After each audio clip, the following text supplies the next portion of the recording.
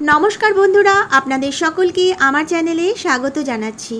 বন্ধুরা, আমার এই ব্যালকনি বাগানে যত রকমের সবজি গাছ আছে বা যে ফুল গাছ আছে, আমি কিন্তু সেরকমভাবে কখনোই আমার এই গাছে রাসায়নিক সার ব্যবহার করি না।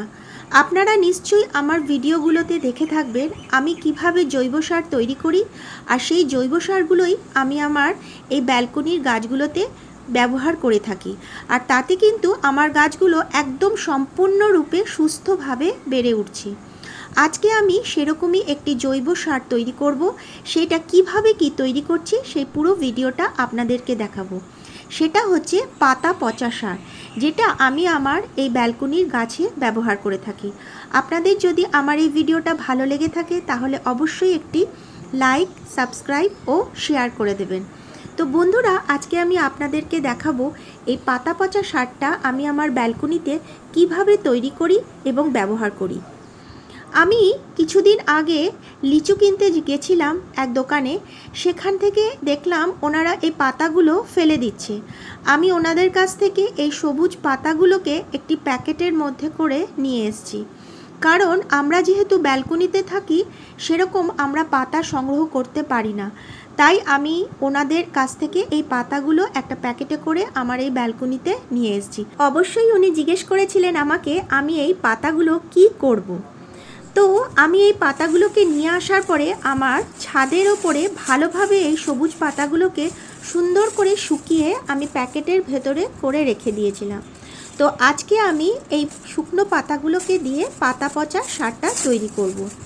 তো এই যে পাতাগুলো আমি রাখছি, দেখুন এইগুলো কিন্তু লিচু পাতা নয়, এগুলো হচ্ছে বড় বড় সেই গাছের পাতা, শাল পাতার গাছ। আমি একসময় রাস্তা দিয়ে যাচ্ছিলাম, তখন দেখলাম কিছু জন পাতাগুলোকে তুলে ফেলে দিচ্ছে। তো তাদের কাছ থেকে আমি এক প্যাকেট চেয়ে নিয়ে এসেছি। আর এইগুলো হচ্ছে লিচু পাতা, দেখুন সুন্দর করে শুকানো হয়ে গেছে। আমি ছাদের মধ্যে এগুলোকে প্রায় 3-4 দিন ধরে ভালোভাবে শুকিয়ে নিয়েছি।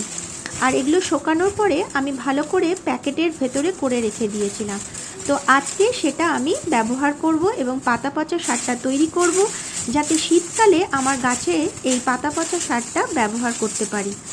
তো দেখুন সুন্দর করে রাখা হয়েছে। এখানে বেশ কিছু ছোট সরু সরু ডালগুলো রয়েছে, যে ডালগুলো শুকিয়ে গেছে।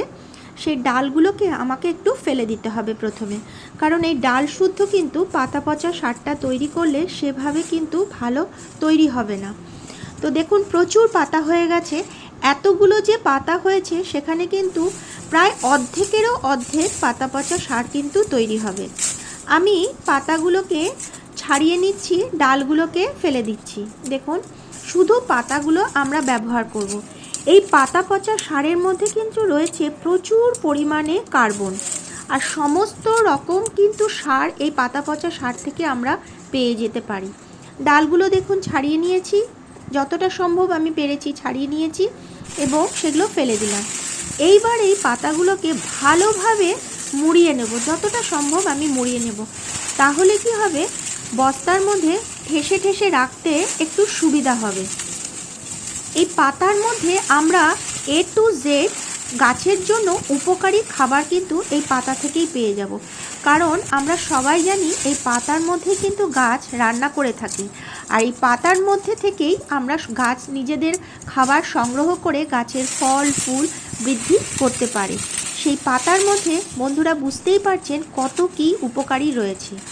আমি একটি চালের বস্তা নিয়ে নিয়েছি। দেখুন প্লাস্টিকের চালের বস্তা, এখন সবাই আমরা এরকম চালের বস্তা সবার বাড়িতেই আমরা থেকে থাকে। এই চালের বস্তার ভেতরেই আমি এই পাতাগুলোকে সুন্দরভাবে ঢুকিয়ে রাখবো, ভালোভাবে ঠেসে ঠেসে ঢোকাবো। আর এই চালের বস্তার ভেতরে সুন্দর ড্রেনেজের ব্যবস্থা রয়েছে, কারণ জল থাকলে এটা সুন্দর জলটা পাস হয়ে যাবে। কারণ জলটা যেন জমে না থাকে সেরকম একটা জিনিস নিতে হবে। আপনারা বস্তাও নিতে পারেন, আপনারা মাটির টবও নিতে পারেন, এমন জিনিস নেবেন যেটাতে যেন ড্রেনেজ ব্যবস্থাটা ভালো থাকে। আমি অল্প একটু মাটি ব্যবহার করেছি, মাটি না ব্যবহার করলেও পারেন, আবার মাটির ব্যবহারও করতে পারেন। আমি সামান্য একটু মাটি ব্যবহার করেছি। এবার তার উপরে আমি আবার পাতাগুলো দিয়ে ভালোভাবে ঠেসে ঠেসে আমি বস্তার ভেতরে ঢুকিয়ে দিলাম। এই পাতা পচা সার যখন আমরা গাছের মধ্যে ব্যবহার করব, গাছের মাটির কিন্তু প্রচুর পরিমাণে উর্বরতা শক্তি বৃদ্ধি করে এবং মাটির ব্যালেন্সটাকে কিন্তু ঠিক করে থাকে এই পাতা। দেখুন সুন্দরভাবে আমি সমস্ত পাতাগুলোকে দিয়ে দিলাম। সমস্ত পাতাটাই প্রায় এখানে ভর্তি হয়ে গেল। যেহেতু আমি একটু মুড়িয়ে নিয়েছি সেহেতু আরও সুবিধা হলো দিয়ে দেওয়ার জন্য। আমার এই ব্যালকনিতে এইটুকুই যথেষ্ট। যাদের ছাদ বাগান আছে তারা আরও বেশি পরিমাণে আপনারা করতে পারেন। এবং প্রচুর পাতা সাইডে পড়ে গেছে, সেগুলোকে আমি একত্রিত করে আমার ওই বস্তার ভেতরে ঢুকিয়ে দেবো। এই পাতা পচার ভেতরে রয়েছে প্রচুর পরিমাণে nitrogen, carbon dioxide, phosphorus, zinc, potassium, iron সমস্ত কিছুই কিন্তু এই পাতা পচা সারের মধ্যে থেকে আমরা পেয়ে যাব। এই পাতা পচা সার আমরা মাটি তৈরির ক্ষেত্রে অবশ্যই ব্যবহার করলে গাছের কিন্তু খুব উপকার হয়ে থাকবে।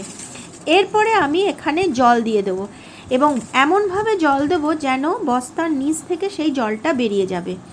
একদম টুবু করে আমি জলটা দিয়ে দেবো, কিন্তু জলটা যেন এই বস্তার ভেতরে জমে না থাকে। আপনারা যেখানেই পাতা পচা সারটা তৈরি করবেন সেটাতে যেন ড্রেনেজ ব্যবস্থাটা ভালো থাকে। এবং আমি আজকে যখন জল দিচ্ছি আগামী 15 থেকে 20 দিন পরে আবার অল্প সামান্য পরিমাণে জল দিয়ে দেবো।